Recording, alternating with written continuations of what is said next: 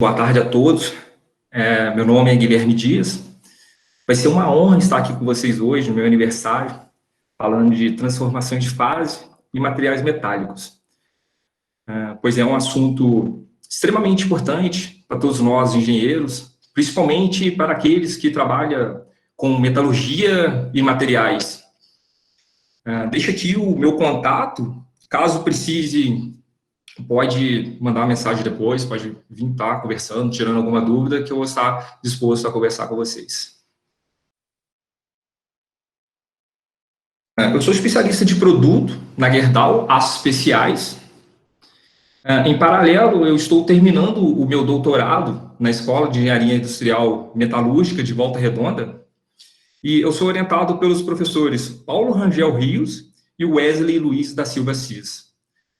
Antes de eu começar a minha apresentação, eu gostaria de agradecer à ABM pelo convite e gostaria de dizer a todos vocês que se cuidem, que cuidem de seus familiares e que logo essa fase ruim que nós estamos passando, ela vai terminar. Este é o conteúdo da apresentação. Eu busquei ser bem sucinto e bem objetivo. Então, vou falar um pouco da importância do tema, aços e rotas de produção, transformações de fase, que é o tema principal. Não tem como falar de transformações de fase e não citar JMAC, Johnson, Mel, Avram e Kolmogorov. Vou abordar um pouco das simulações computacionais, programação aplicada em transformações de fase, representação do grão em 3D, caracterização mixtural em 3D, e, por fim, vou falar de algumas ferramentas, as ferramentas modernas aí para definir a temperatura inicial da transformação martensítica em aços. Quando falamos em transformações de fase, talvez o engenheiro mecânico ele vai querer saber sobre o comportamento dos materiais após determinado ensaio mecânico, por exemplo. O engenheiro de produção ele vai preocupar muito com o planejamento, com as entregas, se houve algum retrabalho.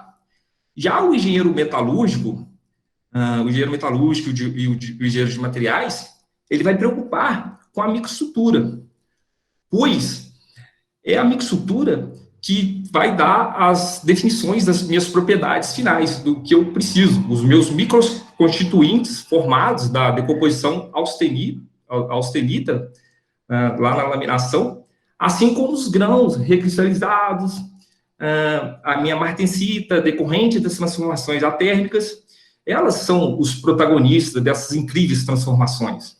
Ou seja, você saber conciliar a peculiaridade dos processos para obter a mixtura correta permite ao engenheiro atingir as propriedades desejáveis de cada material. Isso é a importância do tema, além de ser um tema muito importante para quem está desenvolvendo seu TCC na área acadêmica, sua dissertação, a sua tese de mestrado.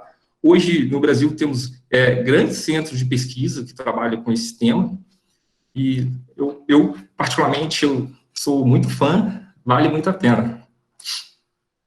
Vou começar aqui a falar de rotas de fabricação.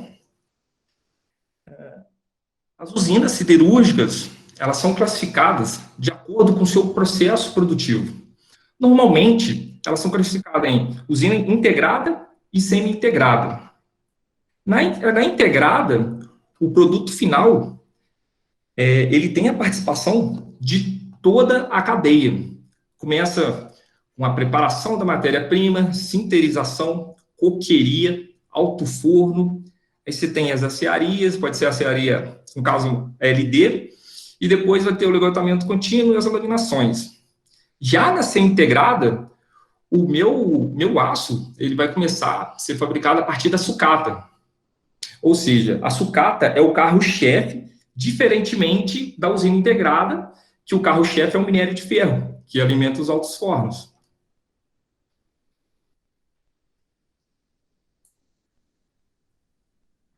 De forma bem sucinta, o alto forno ele é carregado pelo topo, com camadas alternadas de minério de ferro e coque, que são a nossa carga sólida. No interior do alto forno, essa carga sólida, ela tende a descer, os gases provenientes do ar soprado e dos combustíveis injetados, eles tendem a subir, gerando, assim, uma reação termodinâmica entre essa fase sólida e a gasosa, que reduz esse minério de ferro, produzindo ferro gusa. O ferro gusa ele é vazado para um lado do forno, depois temos a escória. Esse ferro gusa, ele é um material muito carregado de carbono, silício, enxofre, fósforo, manganês, decorrente do minério de ferro. Dessa forma, nós temos que reduzir estes teores a níveis aceitáveis. O princípio básico para você reduzir é o refino, ou seja, a oxidação. Você injeta oxigênio no metal, esse oxigênio combina com os elementos indesejáveis, formando óxidos. Parte desse óxido se perde com os gases, outra parte vai para a escória. Depois, o aço é desoxidado, adiciona-se as ligas, e está pronto o aço para ser ligotado. Isso num convertedor LD, ou conversor.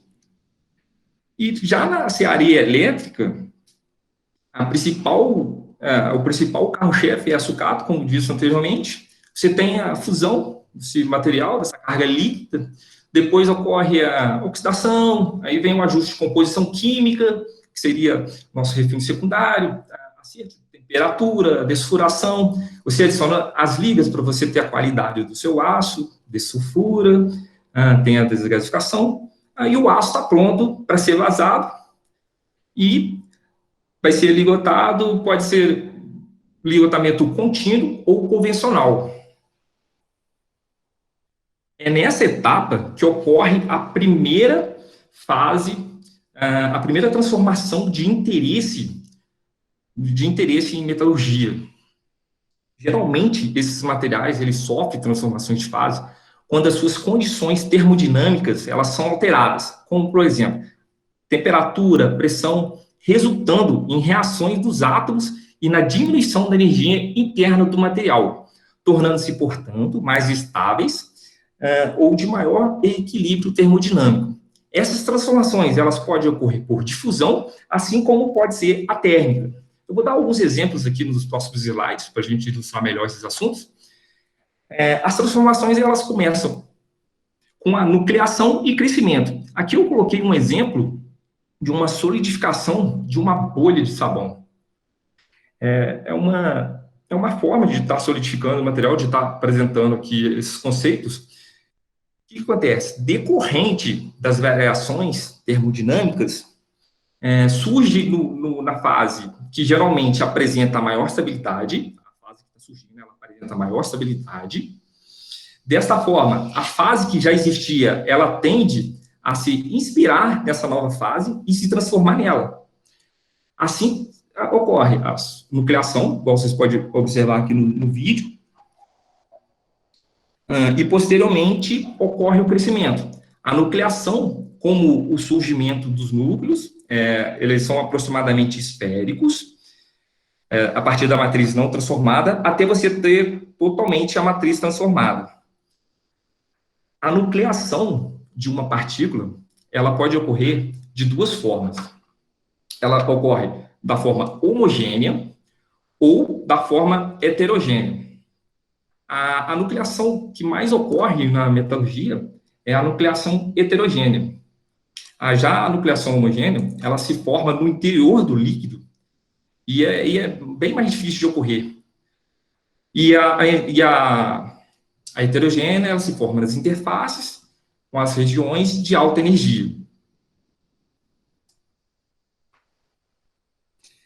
Aqui, só para voltar para comentar, essa aqui é uma solução de água mais sabão. Essa solução ela se solidifica a uma temperatura de aproximadamente menos 15 graus Celsius, e é um excelente exemplo aí para estar ilustrando as transformações de fase. Não tem como falar de transformações de fase e não falar de Gibbs. A função de estado mais útil no estudo das transformações de fase é, sem dúvida, a energia de Gibbs, que é definida aqui como a nossa energia interna, que no caso é a temperatura, a entropia, mais a pressão em relação ao volume. A maioria das transformações de interesse nos sólidos, elas ocorrem a pressão constante e, frequentemente, também a temperatura constante. Daí a conveniência da energia de Gibbs.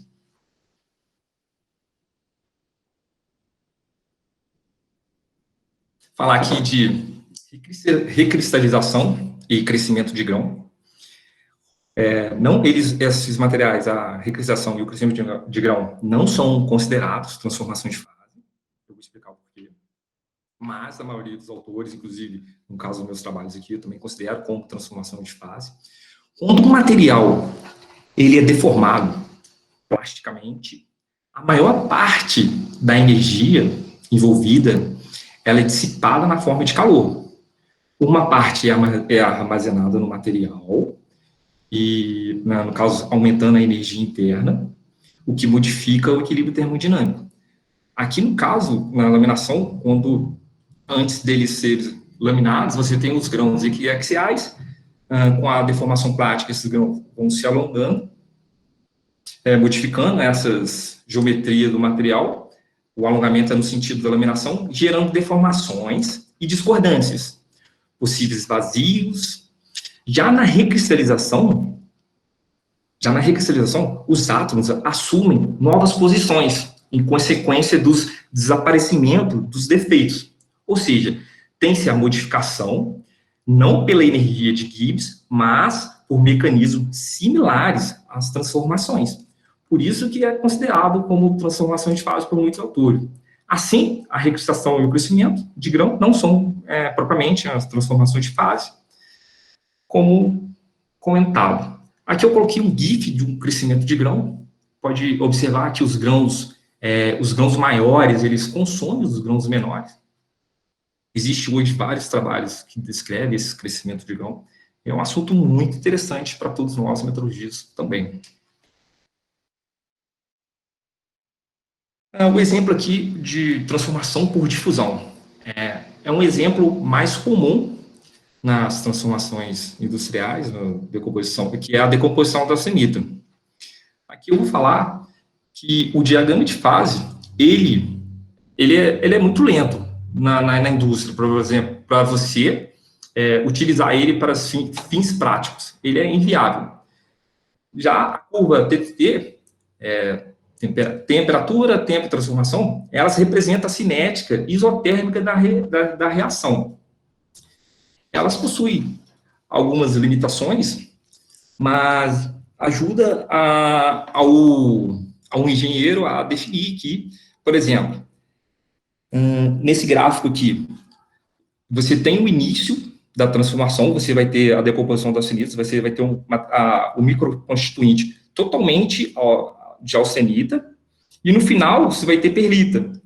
E no meio aqui você vai ter ambas as fases.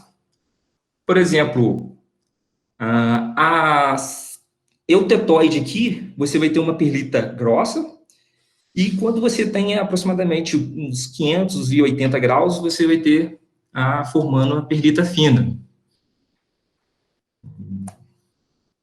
Na prática, as transformações, elas ocorrem durante o resfriamento.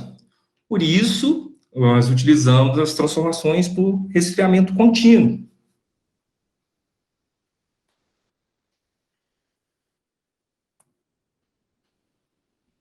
Falar aqui um pouco agora das transformações atérmicas, transformação martensítica. Essa é uma transformação muito interessante, que você vai ter a mudança da mixtura, da mixtura do material, sem ser por difusão. Você aquece o material acima da temperatura alcenítica, depois ele vai ser resfriado rapidamente, e você vai ter a mudança da estrutura cristalina de CFC para TC, que é, no caso, a nossa martensita. Essa transformação, geralmente, nós identificamos ela através da Glibal. Esse aqui é um aço específico nosso, que nós identificamos as curvas da temperatura martensita para nós trabalharmos melhor o material, pois o material ele estava parecendo bastante trincas. Aí nós realizamos essas curvas para estar definindo a melhor temperatura para nós estarmos adquirindo as propriedades desses materiais futuramente. Agora eu vou entrar aqui na parte de simulação computacional, a forma que nós representamos os grãos. A melhor representação do grão em 3 dimensões é o ortotetracaedocaedro. Essa representação, ela diz com as leis de Platão. No caso, esse trabalho é um trabalho que a gente realiza a nucleação nas interfaces desses materiais e comparamos com os modelos, o modelo de Kahn e o de JMAC. O JMAC, ele fez a nucleação aleatória, nos próximos slides eu vou estar explicando melhor, e Kahn já fez a nucleação nas interfaces, que é o que mais aproxima dos materiais reais. Por isso, comecei a falar de todas essas transformações, e agora eu vou estar mostrando aqui um pouco da simulação computacional, a forma que nós aproximamos dessas características fenomenológicas das transformações, nucleação e crescimento.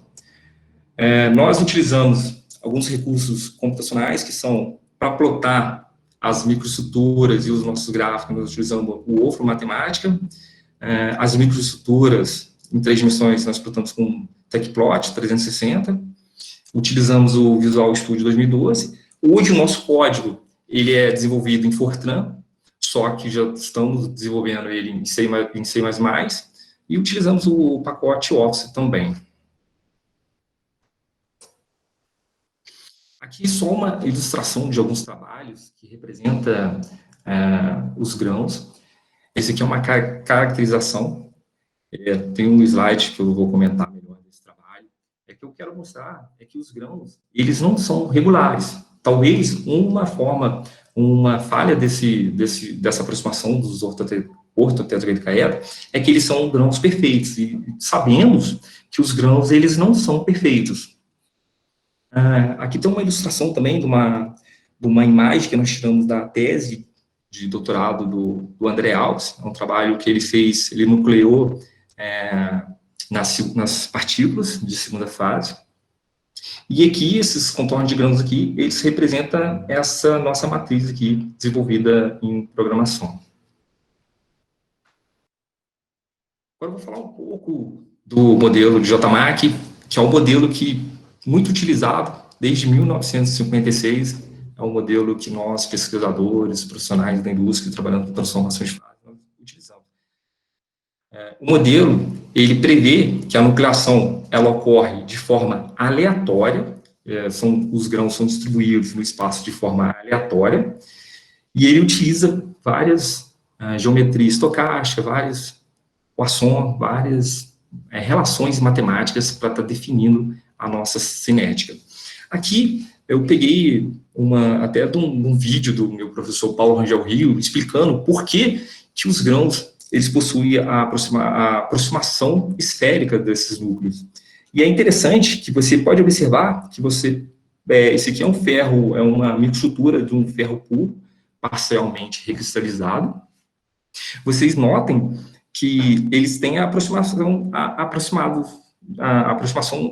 de esferas. Porém, você nota que alguns são maiores do que os outros, sendo que eles foram nucleados das mesmas condições. Por quê? Porque quando você corta a seção plana, quando você está cortando aqui o seu núcleo, alguns eles podem estar mais para cima e outros mais para baixo. Aí tem a impressão que alguns são maiores do que o outro, só que não, eles são do mesmo tamanho. Esse trabalho de JMAC, um problema que foi desenvolvido a partir dessas equações foi o impingement. O que seria o impingement? Quando os núcleos eles crescem, eles têm a forma aproximadamente esférica. Porém, quando eles começam a crescer na matriz, eles entram em contato um com o outro. Aí, o que o JMAC fez? Eles desenvolveram a fração volumétrica estendida, que é a soma de todos os volumes dos grãos, como se eles crescessem para dentro um do outro, como se eles fossem grãos fantasmas. Ele desenvolveu isso para a gente chegar na fração volumétrica e ter a fração transformada desse material. Aqui, no caso, eu estou ilustrando uma nucleação por saturação de sítios. Nos próximos slides também eu vou estar mostrando o que seria essa saturação, essa nucleação por saturação de sítios, e vai ficar mais fácil de estar ilustrando. Essas funções matemáticas que descrevem as transformações matemáticas, essas funções matemáticas que descrevem as transformações, elas são muito importantes, e uma generalização da equação foi proposta por Abrami, que ele pegou lá a equação J-Mark, tanto para saturação de sítios quanto para taxa constante, e desenvolveu a equação, que é a equação de Melvin-Abrami. Na verdade, Melvin é uma senhora, e é possível imputar significados operacionais, suposições acerca da geometria e da cinética das reações, utilizando as constantes K e N, sem considerar os mecanismos termodinâmicos da nucleação. Isso é importante porque nós conseguimos caracterizar as nossas transformações, as frações volumétricas, através desse parâmetro. Esse parâmetro é muito utilizado em trabalhos de metalurgia física. Aqui eu vou ter dois tipos de nucleação: a taxa constante de nucleação e a saturação de sítios. A taxa constante, os núcleos eles vão surgindo a cada instante de tempo. Aí, como ele surge a cada instante de tempo, ao final da transformação, em θ igual a T, eu vou ter o meu núcleo que cresceu em θ igual a 0, ele vai ter um volume maior do que o que cresceu aqui em θ igual a 2, por exemplo. Aí, isso vai alterar a minha microestrutura final. Já a saturação de sítios, os núcleos, eles surgem todos ao mesmo instante de tempo. É como se eles crescessem em T igual a 0. Aí você tem aqui as equações para essa fração volumétrica da taxa e para a saturação de sítios. Aqui é só uma ilustração, né, da fração volumétrica desses grãos. Na verdade, eles estão sendo nucleados nas interfaces de um poliedro. Nós comparamos essas classificações, essas transformações com os materiais reais, para desenvolver a cinética, caracterizar o material e ter algumas suposições da nossa microestrutura, das transformações de fase que esses materiais reais apresentam. Aqui alguns resultados. A minha linha cheia, ela é J-Mark, o meu tracejado é CAM, no caso seria o meu modelo analítico. E o meu círculo aqui é a simulação por saturação de sítios, e o meu quadrado aqui é a taxa constante. Quando eu tenho poucos núcleos, a minha nucleação, ela acompanha o modelo de J-Mark. Por quê? Porque o modelo de J-Mark é um modelo que ele desenvolveu essas transformações para nucleações aleatórias. Já CAM, ele desenvolveu o modelo dele para nucleação das interfaces, que é o que mais aproxima dos materiais reais, em planos paralelos e aleatórios. Aí, quando eu tenho aqui, por exemplo, uma taxa de 500, que vai ter 5.195 núcleos, essas transformações, elas aqui, pode observar nos gráficos, esse aqui é um gráfico da fração volumétrica, que elas acompanham o modelo de CAM.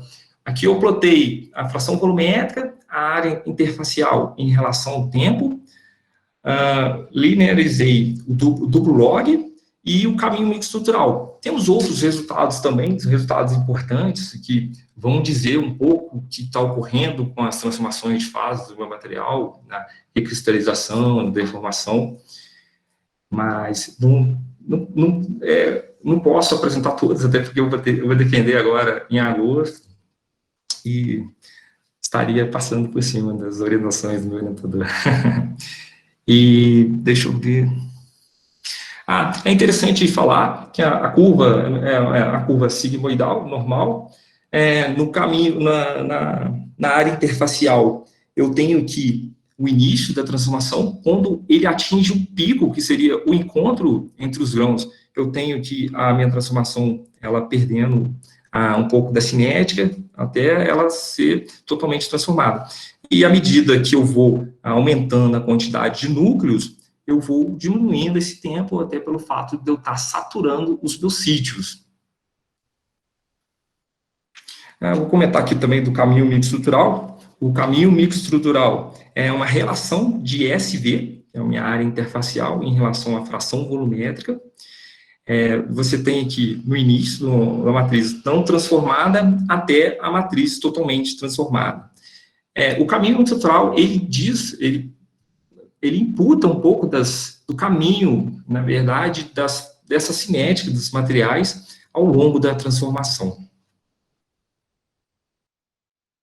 Aqui, eu vou fazer um parêntese, uma propaganda interessante aí. Esses trabalhos, dois deles foram publicados na JMRT, outros dois foram publicados em outras revistas, e temos outras publicações. São publicações muito interessantes, vale a pena a leitura, depois essa apresentação ela vai ser disponibilizada, vai ter todo o material em PDF também. Aqui nós realizamos os descritores microestruturais, essa caracterização dessas simulações, utilizamos aqui a contiguidade, a razão da contiguidade, que são descritores menos usuais, mas que demonstraram-se resultados interessantes para estar mostrando quando essas nucleações elas ocorrem nas interfaces, quando você tem bastante núcleos, vale a pena a leitura. E aqui é um outro trabalho que nós realizamos também, nós comparamos a simulação por saturação de sítios com a taxa constante e obtivemos também ótimos resultados. Eu não sei se vocês vão conseguir reparar, mas quando eu tenho a taxa constante de nucleação, as minhas interfaces, elas são curvas, porque eu tenho lá a diferença dos volumes. E quando eu tenho saturação de sítios, as minhas interfaces entre os grãos aqui, os meus contornos de grãos, eles são retos. E, assim, nós achamos bastante resultados interessantes, e até foram publicados nessa excelente revista, né, JMRT, que é a Qualis A1, vale muito a pena. Falar um pouco de caracterização estrutural. Aqui eu vou estar falando de uma reconstrução 3D, que é utilizado microscopia óptica. Aqui o trabalho foi de reconstrução de 4.380 grãos, dos quais 2.098 grãos eles foram analisados. Aqui eu tenho uma análise tridimensional da topologia dos grãos e o estudo da curvatura dessas ligas. Hoje, temos bastante ferramentas para caracterização estrutural, porém, eles são extremamente caríssimos essas caracterizações, e em nível industrial, praticamente impossível ter essas ferramentas, até pelo valor e até pela dificuldade, não são caracterizações muito fáceis de entender, de trabalhar. Essa daqui é uma tomografia atômica, dos trabalhos da Alemanha, do Instituto Max Planck. Aqui você tem uma resolução espacial de 20 angstrom. Vocês podem ver aqui, olha, vocês estão vendo átomos individuais. É muito interessante. Pode ver aqui umas regiões, aqui é um material de perlita e ferrita, tem uma região de bastante carbono. É muito interessante e você tem várias análises. Uma outra caracterização também que você pode estar usando, o EBSD, que são ferramentas importantíssimas, muito boas, utilizadas hoje em dia também. Falar aqui um pouco agora do Martellani para prever as microestruturas iniciais da transformação martensítica em aços. As ferramentas de indústria 4.0, que são muito interessantes. Por exemplo, hoje sabemos que no setor siderúrgico, você gera inúmeros dados. É interessante que eu estou vindo da área acadêmica, eu fiz um ano, na verdade, de empresa, e eu fico observando que você gera bastante dados. E já na área acadêmica, você tem que ir lá, tem que simular, tem que ir para o laboratório, você tem que levantar esses dados. É um pouco mais difícil, um pouco até mais trabalhoso. Agora, já na indústria, você gera um volume muito grande de dados. E saber trabalhar esses dados é o futuro. Por quê? Por exemplo, aqui você tem que, para você definir as suas curvas, você vai ter que ter uma Glibble, por exemplo. Nem todas as empresas teriam essa Glibble. Só que se você tiver vários dados, um conjunto, um volume muito grande de dados, e souber trabalhar esses dados de uma forma correta, você consegue transformar esses dados em ferramentas muito, muito úteis. Este trabalho, ele foi desenvolvido com um código aberto, para desenvolver o algoritmo. Os dados, eles são dados confiáveis de composição química. No caso, ele pegou a temperatura de austerização, fez uma rastreabilidade através de cálculos termodinâmicos, utilizou o software Termocalc para fazer esses cálculos.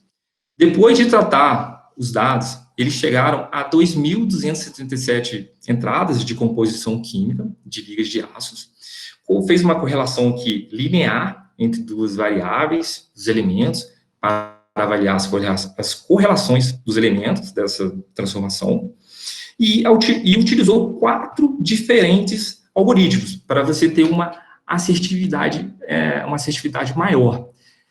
Aí, o que nós podemos chegar com essas conclusões? Eu vou ter um outro slide aqui que eu vou mostrar uma plataforma que nós utilizamos para estar desenvolvendo, para estar compartilhando esses dados, as modificações no programa. Mas, se você tiver um banco de dados legais e souber trabalhar, você está criando ferramentas muito, muito boas, ferramentas modernas, e que poucas pessoas trabalham. Aqui, ele utilizou também a linguagem de programação, foi o Python. A biblioteca de análise de dados aqui foi utilizada, o Pandas, é um código aberto. E os gráficos foram plotados utilizando o Matplotlib.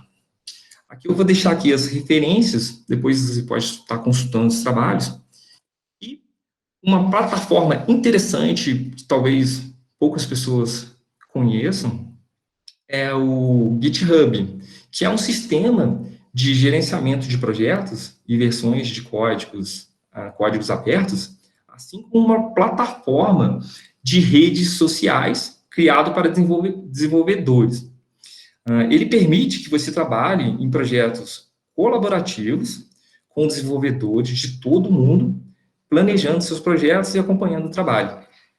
Aí, no caso, você vai entrar com seus dados, no caso, composição química, o que você puder compartilhar. Esses dados desse trabalho, desses autores, eles são dados confiáveis, são dados abertos que você pode estar utilizando, e você vai e brinca, você começa a plotar. Aí já me perguntaram, por que você não faz do seu processo? Eu vou fazer, mas primeiro a gente tem que estar trabalhando mais, entender melhor. Eu, particularmente, estou terminando uma tese de doutorado, estou desenvolvendo uma empresa, mas, assim, meu próximo passo, meu próximo projeto é trabalhar com essas ferramentas, as ferramentas de indústria 4.0. Tem outros modelos, tem várias formas de estar utilizando a simulação computacional a seu favor. E, assim, só para fechar também, dentro de GitHub, você tem o Git. O que seria o Git? É um meio de você estar desenvolvendo e criando seus projetos e compartilhando com outras pessoas. Você atualiza o seu código como se fosse uma nuvem, só que outras pessoas podem ter acesso, que você deixa. Mesmo depois de um projeto ser lançado, é comum a atualização de novas versões, correlações, adição de novas ferramentas. É um sistema de controle muito, muito bom. A minha apresentação ela foi um pouco rápida, porque são os assuntos, não são assuntos triviais para a gente ficar entrando em muitos detalhes, mas eu espero que vocês tenham gostado, e eu gostaria de agradecer a todos vocês que tiraram tempo para estar assistindo. Gostaria de compartilhar aqui esse canal, que é o canal do professor Paulo Rangel Rios. Ele fala de transformações de fase em materiais metálicos, fala de cinética, entre outros assuntos. Agradecer a Gerdau pela disponibilidade, e ao Núcleo de Modelamento Mistural da UF, a TCA, que é a Transformando Só em Aço. Para quem não conhece, vale a pena conhecer. Nós postamos bastante assuntos relacionados à metalurgia. Agradecer a CAPES, ela estava fornecendo a bolsa para esses estudos, e a UF por estar acreditando nos nossos trabalhos, está apostando na gente aí. Muito obrigado a todos. Bom, Guilherme, legal, obrigada aí. Agradeço a ABM, foi joia, parabéns, viu? Obrigado, Cadê? Tivemos aí 100 pessoas online assistindo, algumas que já estão saindo, mas tivemos algumas perguntas também que eu vou estar te mandando. E é isso, muito obrigada, viu, Guilherme? Eu vou chamar o Leal agora para falar contigo um pouquinho. Eu agradeço muito aí a sua participação. Obrigada. Muito E obrigado, feliz Cadê? aniversário novamente. Curta muito, muito. Faltou o bolo, né, Karine? Faltou o bolinho. Então.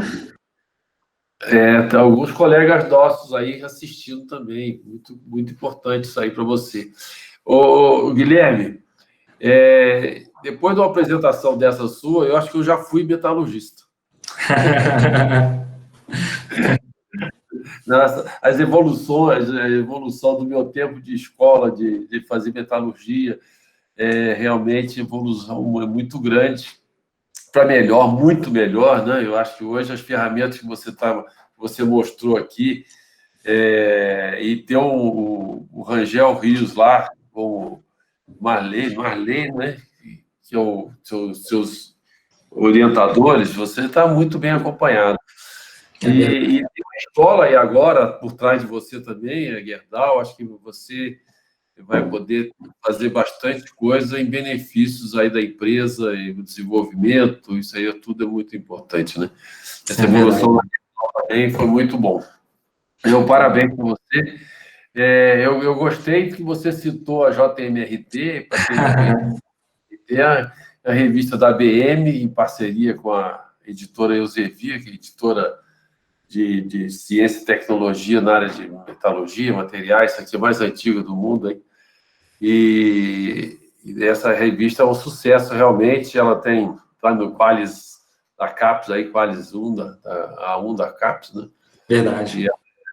Mas nós temos outras duas revistas, a TMM, né, também, e a Material Research, em parceria com a Universidade Federal de São Carlos. Mas a JMRT hoje é o carro-chefe. Obrigado por você ter citado aí também. Inclusive, foi a minha primeira publicação. Foi muito gratificante. A gente nunca esquece a primeira publicação A1. Mas muito obrigado pelas palavras. O trabalho tem que estar muito bom para publicar na JMRT. O crivo é muito vigoroso, né? Então, acho que é muito bom. Não, verdade. Parabéns mais uma vez e contamos com você sempre aí. Parabéns pela sua atuação, que é diferenciada. Muito obrigado, Léo. Muito obrigado. Agradeço a oportunidade que vocês me deram. Agradeço a todos que estão aí, que me deram as felicitações no meu aniversário.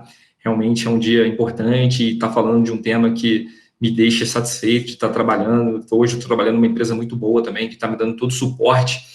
Isso é muito importante. Eu tenho que agradecer a turma lá que eu trabalho. Eu sei que alguns devem estar assistindo, outros não, porque a rotina é bem pesada, ela consome a gente nesse sentido de falta de tempo, mas sei que está todo mundo torcendo por mim e agradeço. Muito obrigado, pessoal. 100 pessoas entraram. Ótimo. Muito bom. Vai ser muito bom. Vai ser disponibilizado também. Muito obrigado. Parabéns aí. Obrigado.